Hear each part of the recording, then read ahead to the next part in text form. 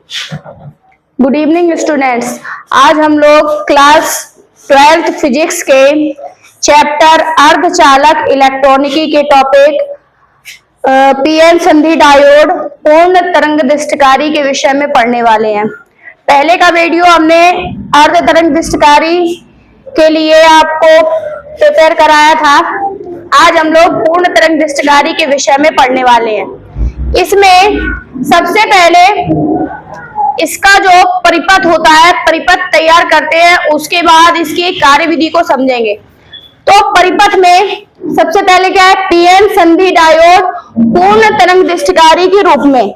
दृष्टिकारी हमने आपको बताया था कि प्रत्यावर्ती धारा या वोल्टेज को दृष्ट धारा या वोल्टेज में बदलने की युक्ति को दृष्टिकारी कहते हैं। इसमें क्या होता है, पूर्ण तरंग दृष्टिकारी क्रिया में निवेशी प्रत्यावर्ती वोल्टेज के दोनों अर्ध चक्रों के समय निर्गत धारा एक ही दिशा में प्राप्त होती है। इसका मतलब यह है कि जो प्रत्यावर्ती धारा होती है वो दोनों दिशाओं में चलती है। कहने का मतलब यह है कि जो प्रत्यावर्ती धारा है इसके दो अर्ध चक्र होते हैं, एक इस तरह से अर्धचक्र और इसका नीचे से एक अर्धचक्र। तो दो अर्धचक्र होते हैं T/2 पर और T पर। तो ये हाफ चक्र होता है, ये उसका हाफ चक्र होता है, एक पॉजिटिव और एक नेगेटिव। ये दोनों दिशाओं में प्रत्यावर्ती धारा होती है। इस प्रत्यावर्ती धारा को दृष्ट धारा में अगर हम लोग बदलेंगे तो दृष्ट धारा में किस तरह से बदलेंगे, तो ये पूर्ण तरंग दृष्टिकारी में बताया गया है। तो इसमें जो प्रत्यावर्ती वोल्टेज का पहला आधा चक्र है उसमें भी धारा जो निर्गत मिलती है वो भी एक दिशा में मिलती है, और दूसरे आधे चक्र में धारा मिलती है वो भी दूसरी दिशा में, मतलब वही उसी दिशा में मिलती है। तो जिसमें अर्ध चक्रों में निर्गत धारा एक ही दिशा में प्राप्त होती है। इसके लिए दो संधि डायोड D1 और D2 इस प्रकार प्रयुक्त किया जाते हैं कि एक डायोड तरंग के पहले आधे चक्र का और दूसरा डायोड तरंग के दूसरे आधे चक्र का दृष्टिकरण करता है। पूर्ण तरंग दृष्टिकारी में दो डायोड होते हैं, D1 और D2। ये दोनों डायोड प्रत्यावर्ती के दोनों चक्रों का नियमन करते हैं। पहले आधे चक्र में D1 कार्य करता है और दूसरे आधे चक्र में D2 कार्य करता है। ये दो पीएन संधि डायोड होते हैं जो P और N अर्धचालकों से मिलकर बने होते हैं। चित्र A में जैसा कि दिखाया गया है और B में निर्गत और निवेशी तरंगों का रूप दिया गया है। इसमें देखिए, एक उच्चाई ट्रांसफार्मर होता है जिसकी प्राथमिक कुंडली P है और द्वितीय कुंडली T है, ठीक है। तो इसमें प्राथमिक कुंडली के बीच में AC को जोड़ दिया गया है, यानी जहां से हम निवेशी देंगे, क्या देंगे, निवेशी देंगे। इसमें निवेशी प्रत्यावर्ती वोल्टेज देंगे, निवेशी प्रत्यावर्ती वोल्टेज इसमें हम देंगे प्राथमिक कुंडली से, और द्वितीय कुंडली के सिरे A और B के बीच में D1 और D2 पीएन संधि डायोडों को जोड़ देंगे। अब इसके मध्य बिंदु M से एक लोड प्रतिरोध RL जोड़ेंगे, जिससे हमें प्रत्यावर्ती धारा का निर्गत धारा के रूप में जो मान मिलेगा वो आपका लोड प्रतिरोध से आएगा। अब देखिए, जैसा कि इसमें दिया गया, जिस प्रत्यावर्ती वोल्टता का दृष्टिकरण करना होता है उसे एक ट्रांसफार्मर की प्राथमिक कुंडली से जोड़ दिया जाता है, और द्वितीय कुंडली के सिरों के A और B के दो पीएन संधि डायोडों के P क्षेत्र और N को मध्य बिंदु M से जोड़ते हैं और इनके बीच में एक लोड प्रतिरोध जोड़ देते हैं, जिस पर दृष्ट वोल्टेज प्राप्त कर लिया जाता है। जैसा कि ये चित्र आपको दिखाया गया है, ये चित्र B है और ये चित्र C है। ये आप निवेशी प्रत्यावर्ती वोल्टेज देते हैं पूर्ण तरंग में, ये आप निवेशी प्रत्यावर्ती वोल्टेज देते हैं और एक ही दिशा में हमें निर्गत धारा का समीकरण मिलता है, या निर्गत धारा हमें एक ही दिशा में प्रवाहित होती है। किस प्रकार प्रवाहित होती है, क्रिया विधि देखेंगे, इसकी कार्य विधि।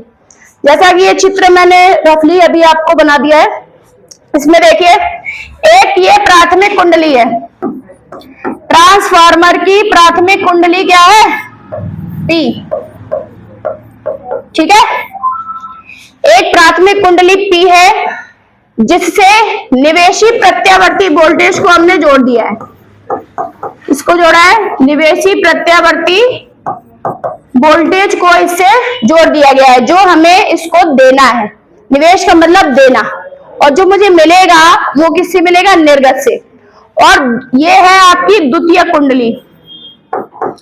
तो द्वितीय कुंडली में सिरे A और B के बीच में ये D1 डायोड है और ये आपका D2 डायोड है, इन दोनों को हमने जोड़ दिया है। जब आप देखो कार्यविधि, जब मध्य बिंदु T के सापेक्ष, ठीक है, T के सापेक्ष A धनात्मक व B ऋणात्मक हो, A धनात्मक हो और B कैसा हो, ऋणात्मक। अभी इसको आप अगर शॉर्ट में लिखना चाहें तो इस तरह से लिख सकते हैं, A पॉजिटिव हो और B नेगेटिव हो, तो जो D1 डायोड होगा, D1, ये अग्र अभिनत का काम करेगा, अग्र अभिनत का काम करेगा। अग्र अभिनत में धारा का प्रवाह होता है, अग्र अभिनत में धारा का प्रवाह होता है। और जो D2 डायोड है ये उत्क्रम अभिनत का कार्य करेगा, जिसमें धारा का प्रवाह नहीं होता, उत्क्रम अभिनति। तो ये जो है ये आपका प्रत्यावर्ती धारा का पहला आधा चक्र होता है, जिसमें D1 अग्र अभिनत की स्थिति में कार्यरत होता है और D2 उत्क्रम अभिनत की स्थिति में कार्यरत होता है। ओनली D1 में धारा प्रवाहित होती है, D2 में धारा प्रवाहित नहीं होती है।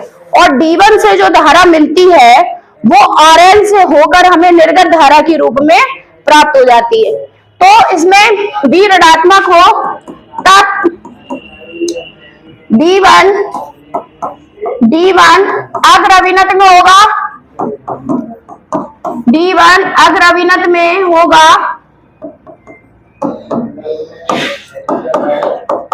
व D2 उत्क्रम अभिनत में होगा, उत्क्रम अभिनति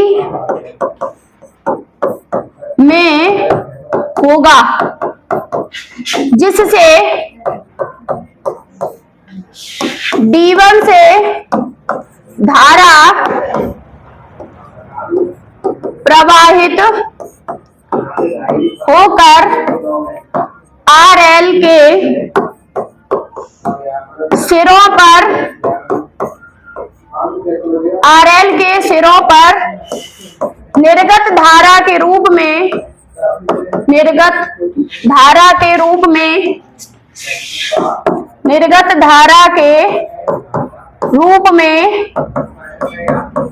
प्राप्त कर लिया जाएगा, निर्गत धारा के रूप में प्राप्त कर लिया जाएगा। ये आपका प्रत्यावर्ती धारा का पहला आधा चक्र हो गया। ये हमने इसको पहले धारा दी एक आधे चक्र में, तो हमें इससे जो निर्गत मिलेगी वो आपकी एक आधे चक्र में इस तरह से निर्गत मिल जाएगी। अब इसका प्रत्यावर्ती धारा का दूसरा आधा चक्र लेंगे, ये T/2 पर, ये T पर। तो पहले हमने धारा का पहला आधा चक्र लिया था, अब इसका दूसरा आधा चक्र लेंगे। तो दूसरा जब आधा चक्र लेंगे तो इसमें जो A होगा वो ऋणात्मक हो जाएगा और जो B होगा वो धनात्मक हो जाएगा। तो इस तरह से इसकी अपोजिट कंडीशन आपको मिल जाएगी। अब इसमें निवेशी प्रत्यावर्ती वोल्टेज के दूसरे आधे चक्र में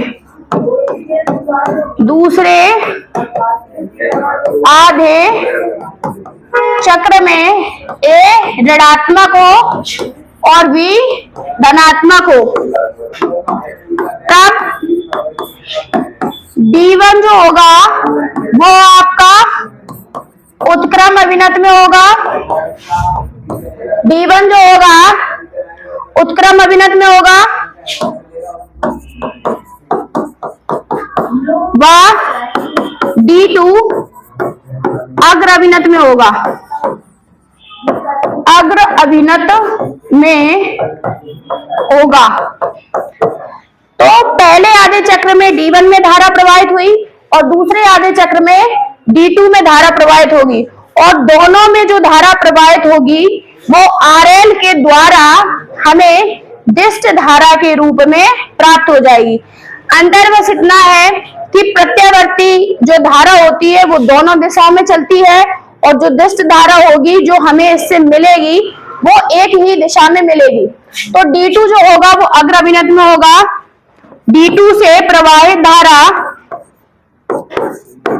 D2 से प्रवाहित धारा RL के सिरों पर निर्गत धारा के रूप में, निर्गत धारा के रूप में प्राप्त कर ली जाएगी। निर्गत धारा के रूप में प्राप्त कर ली जाएगी। तो इस तरह से जब दूसरा आधा चक्र, तो दूसरे आधे चक्र में हमें इस तरह से आपको धारा मिल जाएगी। ये प्रत्यावर्ती धारा दोनों दिशाओं में होती है, और जो हमें निर्गत मिलेगी धारा ये आपको एक ही दिशा में मिलेगी, एक दिशा में। यानी हम निवेश जो करेंगे वो दोनों दिशाओं में धारा निवेश करेंगे, लेकिन जो धारा मिलेगी वो एक दिशा में मिलेगी। चूंकि प्रत्यावर्ती धारा के दोनों आधे चक्रों में हमें धारा मिल रही है, तो इसलिए इसको हम पूर्ण तरंग दिष्टकारी कहते हैं। जैसा कि अर्ध तरंग दिष्टकारी में आधे चक्र में धारा मिलती है, लेकिन पूर्ण वाले में दोनों चक्रों में धारा मिलती है। इसमें इसलिए होता है कि इसमें दो डायोड लगाए जाते हैं, D1 और D2। अगर आपको वीडियो अच्छे लगे तो चैनल को सब्सक्राइब और कमेंट करें और लाइक करें।